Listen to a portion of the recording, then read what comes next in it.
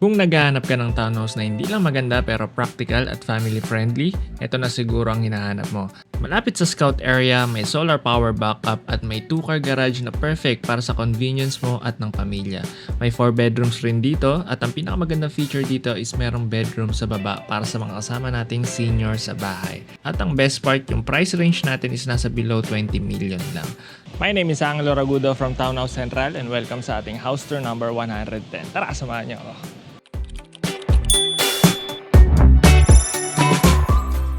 Okay guys, so meron tayo ditong 3 units and available pa naman lahat and patapos na rin yung construction natin dito. So medyo makalat pa yung ground floor pero yung second floor and third floor natin is malinis na. Okay? Okay, so yung street natin dito is one way and flood free na rin to.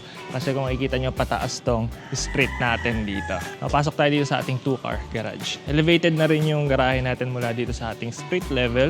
Also meron rin tong solar power backup and may mga intercom and may office room sa baba or elderly room. Tara! Okay, so sorry kung medyo makalat pa since patapos pa lang sila dito. So this is your 2-car garage and yung ceiling natin. Marami tayo dyan pin lights and may mga bilog and may mga square tayo dyan na ilaw. Yung mga square is connected sa Meralco while yung mga bilog is connected sa ating solar power backup. Okay, tara!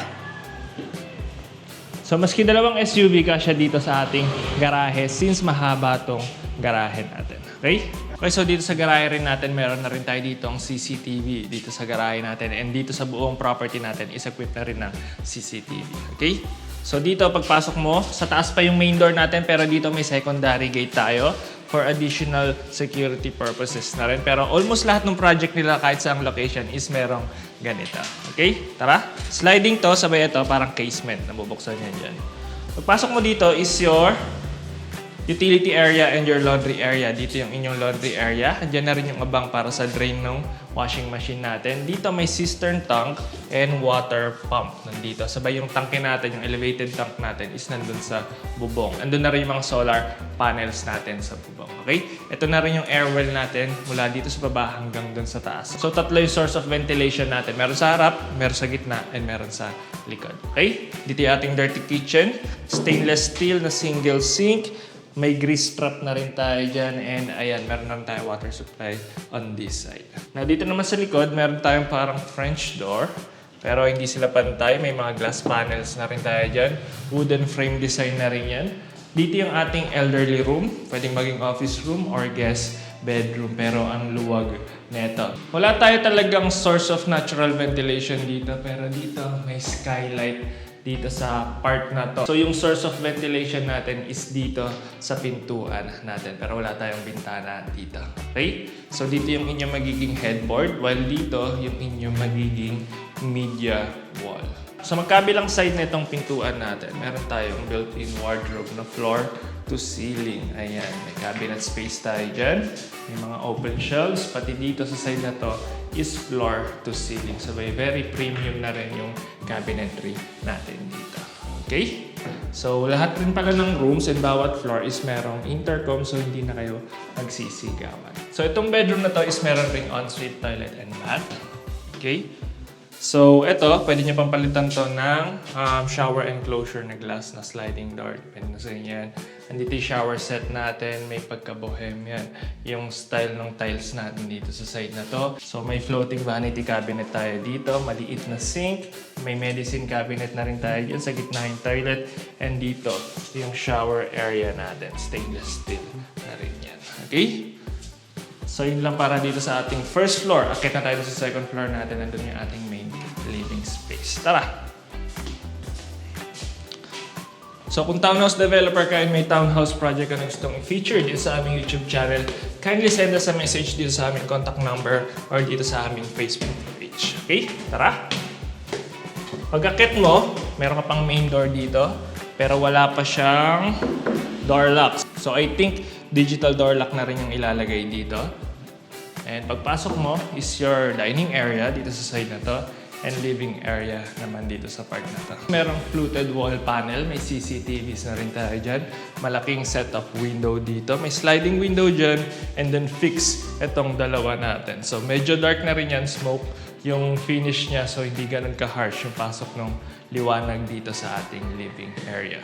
And then dito, may ilalagay rin dito na AC unit pero hindi pa nalalagay. Included na rin yun sa ating selling price. Okay. So dito naman sa part na to is yung ating media wall. Wall mounted na rin yan. May mga fluted wall panel na rin tayo dyan. Dito may shelves. And dito I think is yung system ng CCTVs natin. Ayan. So pwede mo rin yang ilipat kung sakali dito. So dito, maski sectional sofa or isang malaking L-shape na sofa set, kayang-kaya accommodate yan maski maglagay ka pa ng coffee table dito sa gitnang part natin. While on this side naman, so dito yung ating dining area. You can fit here a 4 to 6 seater na dining table set. Pwede ka pa dito maglagay ng drop light sa ibabaw na itong ating dining table set. Hindi depende na sa inyo yan. And then sa likod na part, ang maganda dito, kung nakabukas yung aircon unit natin dito sa ating main living space, sa ating living and dining, pwede mong isara to para at least hindi lumalabas yung lamig ng AC unit natin. At the same time, if nagluluto dito, hindi nakakalat yung amoy papunta dito sa ating living area. Okay? Tara! So, smoke design na rin yan. So, medyo may pagka-dark. So, hindi rin masyado kita yung kalat dito sa ating kitchen. Okay, so this is our kitchen area. Meron tayong single wall layout kitchen dyan. Dami nating cupboard space sa ibabaw and cabinet space dito sa ilalim. Meron tayong granite countertop, farmhouse kitchen faucet. Dalawa na rin yung labasan ng tubig dyan. Ito, nagagalaw yan. Okay? And then dito sa side na to, maski sobrang lapad na dual door na fridge, kasyang-kasya dyan kasi laki ng space natin dito. Okay? Kung hinahanap niyo kung saan tayo magbubutas ng cooktop, is dito sa dulong part. Meron na tayo dyang range hood and provision. Ayan, dyan nalalabas yung usok mula dito sa ating mga niluluto. Okay? So, perfect na lang siguro dito if maglalagay pa ng under cabinet lighting. So yung design rin na ceiling natin dyan, meron PVC paneling. And hindi rin dito madilim kasi marami tayo dyang pin lights dyan sa ibabaw. So dito naman sa part na to, tinago nila dito yung mga electrical board natin or mga panel board para mas malinis sa mata. Okay? So dito pwede ka pa maglagay dito ng maski maliit na counter. Ayan, kung kulang pa sa inyo tong counter space natin dyan. And may ventilation ka dito which opens up dun sa ating hagdan. And meron ka pa ditong ventilation sa gitna which opens up dito sa ating air well. Okay, so sa likod ko naman is merong powder room. Meron tayong toilet dyan and meron ditong maliit na sink sa part na yan. Okay, pasok mo naman dito is yung ating bedroom number 2 with ensuite toilet and bath. Meron ka ditong shower area. Nandito sa part na to. May ventilation rin tayo or sliding window which opens up sa air well natin. Ceiling natin, may maliit rin tayo dyan na PVC paneling sa gitna yung toilet. And dito sa dulo yung sink natin. May vanity mirror na rin tayo dyan. And then, dito yung ating bedroom number 2. May malaki tayong setup window dito. Ang nakikita mo lang dito is yung firewall dito sa likod, pati dito sa kapitbahay natin. Pero pasok pa rin yung hangin dito. Yes, mahangin pa rin dito. May intercom ka na rin and included na AC unit. LG yung tatak natin dyan. May fluted wall panel dito sa side ng headboard natin. Maski semi-double size na bed kasya dito kung gusto mo may space pa sa magkabilang side. Dito yung ating media wall sa part na yan. Okay? While dito, meron tayong drawer and built-in wardrobe na floor to ceiling dito sa part na to. Meron tayong 4 na square na pin lights and then bilog na pin lights dito sa gitna. Itong bilog yung connected sa ating solar power backup. So kung sakali magkaroon ng power interruption, itong bilog na to may ilaw pati yung mga saksakan na to. Yung mga naka-elevate na outlet, may kuryente yan. Itong mga to, wala to. Okay? So tara! Punta tayo sa ating 3rd floor. Meron pa tayo doon 2 bedroom and family area. Tara! So yung staircase natin is merong mahogany wood planks. Pati yung handrail natin dyan. Dito sa part na to is yung ating family area pero mamaya na yan. Dito mo tayo sa ating master bedroom. Isa sa nagustuhan ko dito sa master bedroom natin, yung door lock natin dito is digital na rin. Pwede yung pin lock and RFID. So, hindi lahat makakapasok dito sa ating master bedroom.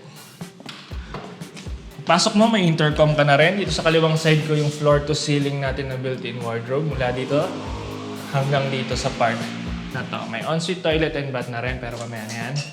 Dito muna tayo. So, ganito kalapad yung space natin dito. So, maski queen size bed or king size bed, kasya pa rin naman.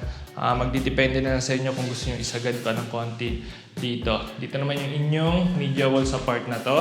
Kahit malaking TV yan, ayan, maglagay ka pa ng mga shelf and wall-mounted na mga cabinet, pwede pa rin yan dyan. May included na rin dito na AC unit, time pin lights dyan, may fluted wall panel dito sa likod, and may sarili kang balcony. So maaliwalas rin dito dahil ang laki or ang lapad ng sliding door natin dito.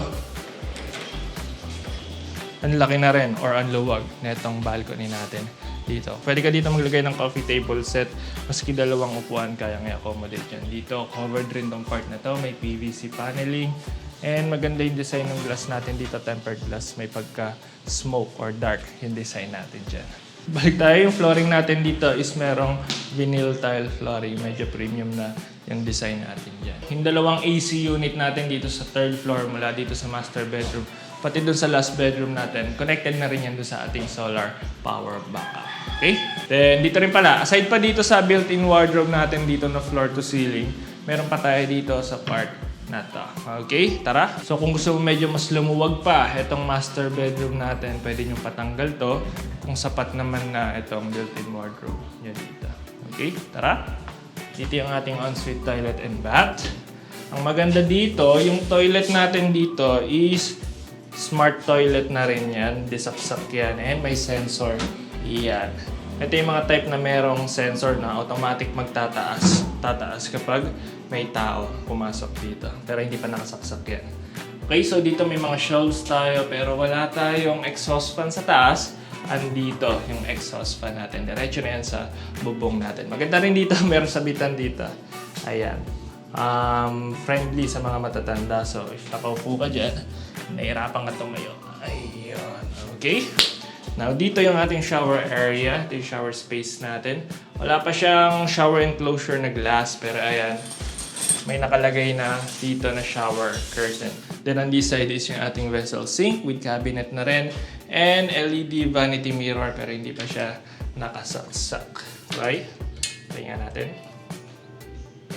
Ayun. Tricolor na rin yan. Okay? So, yun lang para dito sa ating master bedroom. Punta tayo dito sa ating last bedroom. Pero dito muna pala sa ating family area or pwedeng maging office area or study area.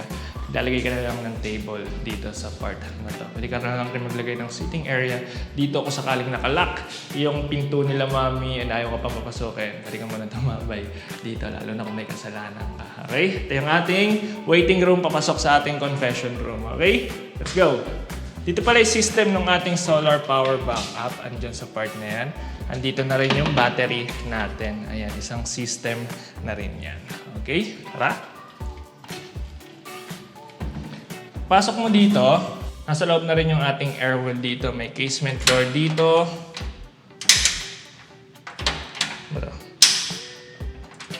May casement door na rin dito and may platform sa part na to. May hagdan na rin tayo dyan para sa maintenance ng ating solar power or sa ating water tank or pati doon sa mga bubong natin. Meron dito na. Okay, so dito casement door. Dito meron sliding window and then dito sa part ng bedroom natin may sliding window rin. So tatlo yung exposure or bukasan nila. Okay, tara. Sara ko lang. Maganda rin pala dito is covered na yung ibabaw natin dyan so hindi na pumapasok yung tubig ulan dyan. Pero pasok pa rin yung hangin since naka-elevate. Sa kaliwa merong ensuite toilet and bath. Medyo masikip lang. Meron tayong wall-mounted sink dito sa side na to. And yung toilet dito sa likod, sabay sa likod ng pinto natin is may shower area with heater na rin yan. Okay? Bigyan mo lang, bira lang. Dito sa part na to is yung ating built-in wardrobe and yung vanity table natin. Kulang na lang dito is yung vanity mirror natin dito sa gilid ng ating bintana. And then dito sa part na to is yung ating last bedroom. So meron tayong total of 4 bedrooms. Isa sa first floor, isa sa second floor, dalawa dito sa third floor. So ganito kalaki yung space natin dito. Dito yung inyong magiging headboard, dito yung inyong magiging media wall, while dito meron tayong malaking set of sliding window. Fixed tong nasa dalawa and included tong AC unit natin. So ito, tsaka yung sa master bedroom is connected dun sa ating solar power backup. So maski magdamag nakabukas yan, wala tayong problema sa kuryente. Okay, so maraming na rin tayong pin lights dyan. And again, may mga naka-elevate dito ng saksakan or outlet. Ito yung connected din sa solar power backup. Okay? So kung nagustuhan mo tong house tour video na to and gusto mo mag-schedule ng viewing, you can send us a message dito sa aming contact number. Available yan through Globe, Viber, and WhatsApp, or dito sa aming Facebook page at Townhouse Central TV. And if townhouse developer ka and may townhouse project ka na gustong i-feature dito sa aming social media accounts, you can send us a message rin dito sa aming number dyan or dito sa aming email address. Okay, so my name is Angelo. That's it for today. See you at the next townhouse. Subscribe. Comment na rin pala kayo guys. Thank you!